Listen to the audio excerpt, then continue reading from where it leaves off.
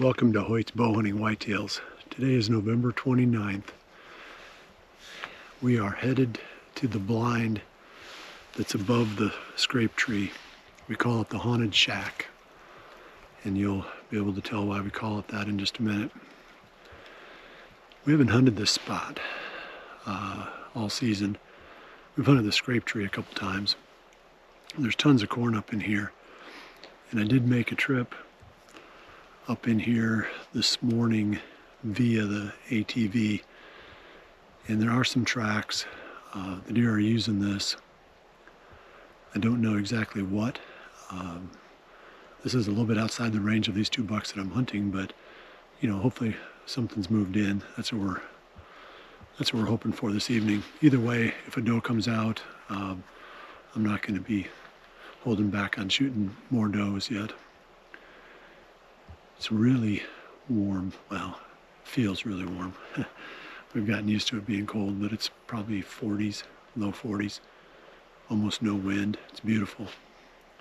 So it should be a really comfortable time in the blind, and we're going to keep the windows closed.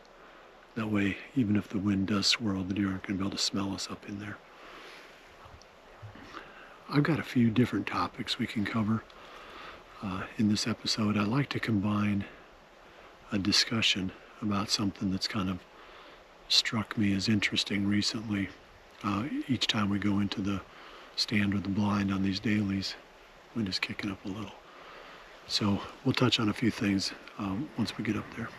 Hoyt's Bowhunting Whitetails is brought to you by Redneck Blinds, Code of Silence Apparel, Hunt Stand Pro Whitetail, Fuse Accessories, Elevate Tree Stands, B3 Releases and Broadheads, and Hoyt.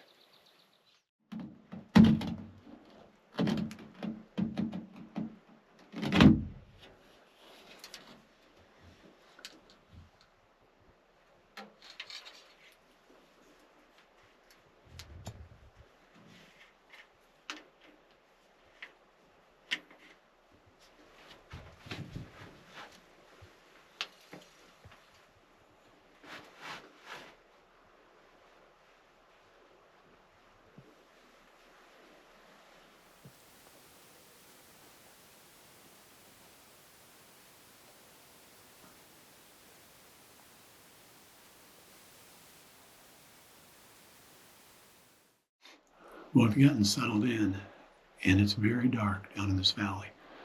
We're definitely going to lose camera light before the end of legal shooting time tonight. I want to talk real quick about, like I said, I try to pick something that strikes me as interesting every time I come out here. That way, if the hunt isn't going that well, we at least have something that we can dig into. We don't know. I mean, tonight might be awesome, but either way, I thought it was cool that 2 nights ago, when we were sitting up on that ridge, that young buck was eating sorghum. And I don't know if you really caught that, if you watched that episode. There's corn all over the place up there. I mean, as much corn as he could possibly want to eat. And yet, he preferred the sorghum. And I never thought I'd see that. I thought for sure, corn versus sorghum, the deer are always going to go for the corn. But that opened my eyes to an opportunity. Sorghum is a lot easier to grow because the deer don't eat it during the summer, and it's drought hardy. It will do well in spots like that ridge where you don't get maybe quite as much moisture in the ground because the sun is just baking it all the time. That might open up an option in some areas if you're trying to find a food plot that will grow in less than perfect situations. The other thing is deer, maybe I said this, did I say the deer won't eat it during the summer?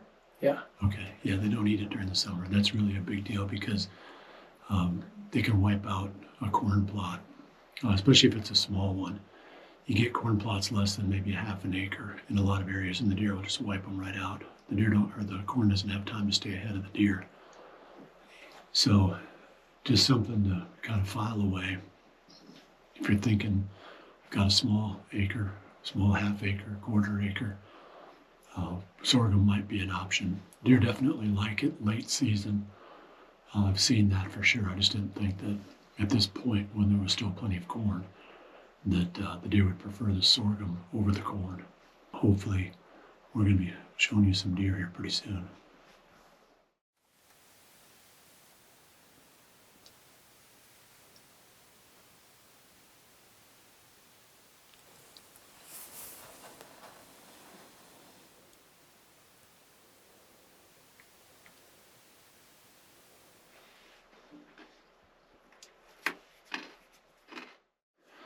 I came up with something else to talk about.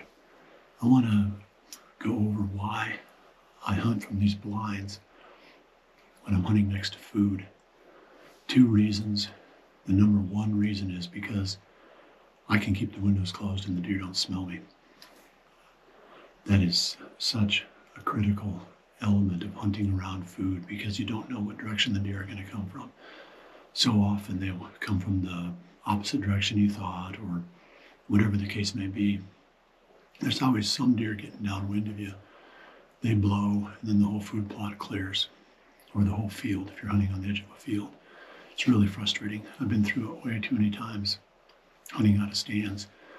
The other reason is because with 2 of us in here, we can move around a lot more. We can get better footage when we're filming out of a blind because the deer can't see you. I mean, they can if you're really, really careless, but normally they can't see you inside. So the footage, quality of footage that we can produce is really high. It's really cool when you get a deer 15 yards away and you're almost eye to eye and you've got the perfect view with the camera. Those are the 2 reasons. They're more effective.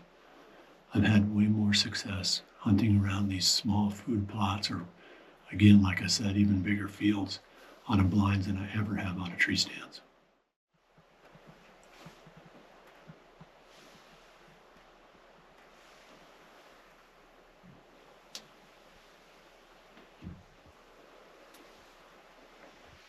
Starting to get dark down here in the valley. We've got about probably 45 minutes of shooting light left. And we haven't had any deer come in yet. I wonder how many times I've said that this season. Almost as many times as I've hunted. We have had a lot of sits where I'll do my 45 minutes to go without having seen anything. I'm sure that we didn't bump any deer coming in here. We got in pretty clean through that standing corn. I don't believe the lack of sightings has to do with the deer knowing that we're here. Kind of like I talked about in the Whitetail Watch that I put out on, I guess it would have been this morning. I just think there's so many acorns that the deer don't have to come out in the open to feed.